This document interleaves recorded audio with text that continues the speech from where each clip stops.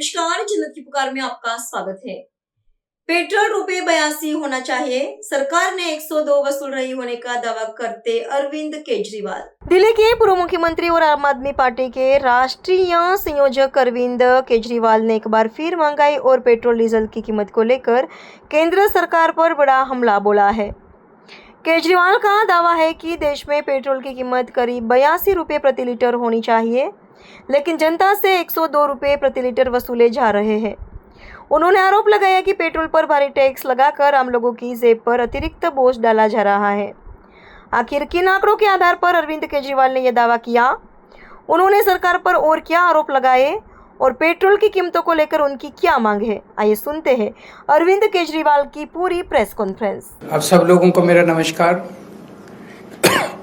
आज हम बहुत इम्पोर्टेंट मुद्दे पे बात करना चाहते हैं। अंतर्राष्ट्रीय बाजार में कच्चे तेल की कीमत $115 पर बैरल से $70 पर बैरल आ गई है। फरवरी, मार्च, अप्रैल, मई कुछ हद तक इसमें $115 पर बैरल थी और अब मार्केट में, अंतर्राष्ट्रीय मार्केट में $70 पर बैरल है। लेकिन हमारे देश में पेट्रोल की कीमत मई में 102 रुपये पर लीटर कर दी थी और वो अभी भी 102 रुपये पर लीटर है। और वो भी E20 की कीमत 102 रुपये पर लीटर है। जबकि अगर कच्चे तेल की कीमत कम हुई है तो हमारे देश में पेट्रोल की कीमत भी कम होनी चाहिए। हमारी कैलकुलेशन ये दिखाती है कि हमारे देश में अब पेट्रोल की कीमत 82 रुपये पर लीटर तक पहुंच जानी चाहिए, उससे भी कम होनी चाहिए। 82 रुपये में प्योर पेट्रोल मिलना चाहिए, E20 नहीं मिलना चाहिए। वो कैसे है मैं थोड़ा सा आपको समझाता हूं। $70 पर बैरल जो आज की कच्चे तेल की कीमत है, उसको अगर एक्सचेंज रेट से मल्टीप्लाई करके कच्चे तेल की कीमत को रुपए में कन्वर्ट किया जाए तो 42 रुपये प्रति लीटर कच्चे तेल की कीमत है।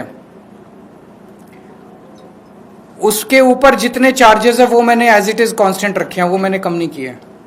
रिफाइनिंग, OMC मार्जिन, ट्रांसपोर्ट 9 रुपये पर लीटर, सेंट्रल टैक्सेस 12 रुपये पर लीटर, स्टेट्स के एवरेज ले लिया मैंने वैट 25%, 16 रुपये पर लीटर और डीलर कमीशन 3 रुपये पर लीटर। ये ऐड कर दो तो 82 रुपये पर लीटर के हिसाब से हमारे देश में प्योर पेट्रोल मिलना चाहिए।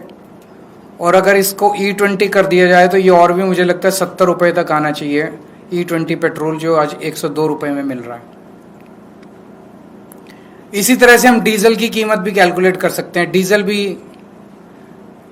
की कीमतें भी कम हो सकती है। और पेट्रोल और डीजल की कीमतें अगर कम हो जाएं तो मैं समझता हूं कि महंगाई के ऊपर बहुत बड़ी चोट होगी। महंगाई से लोगों को रिलीफ मिलेगी, क्योंकि पेट्रोल और डीजल ट्रांसपोर्ट को अफेक्ट करते हैं और सब चीज़ों में अगर ट्रांसपोर्ट सस्ता हो गया तो सब चीज़ों की रेट में कमी आएगी।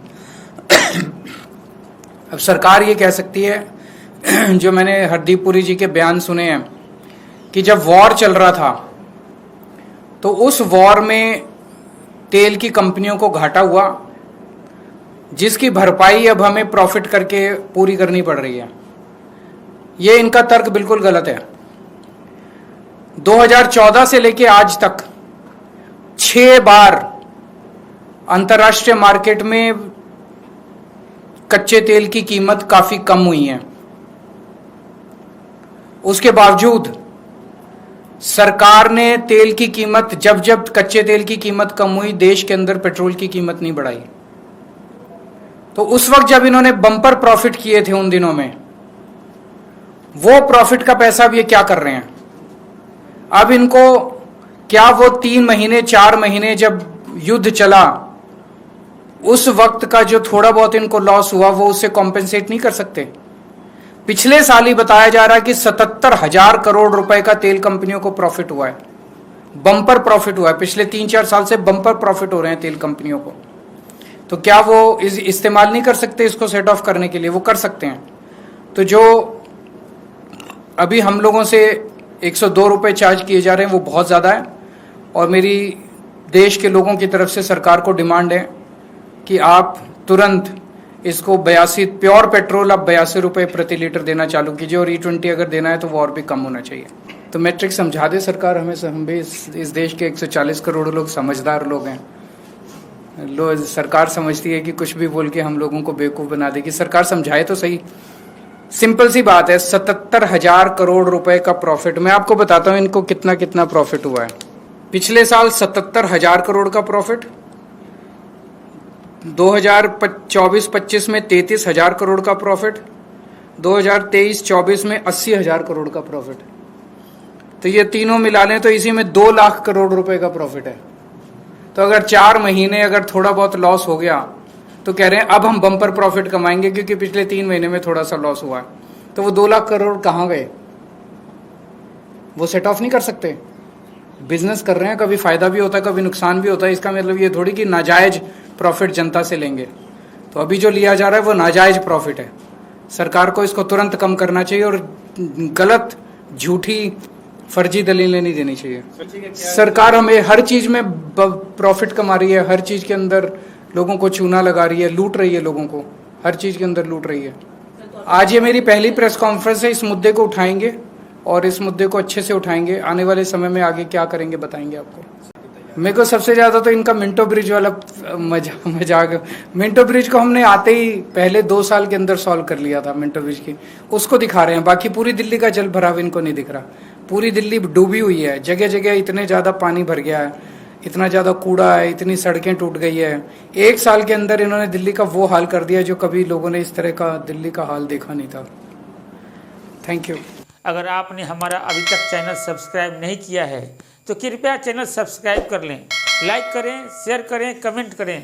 तो मिलते हैं फिर किसी और खबरों के साथ। नमस्कार।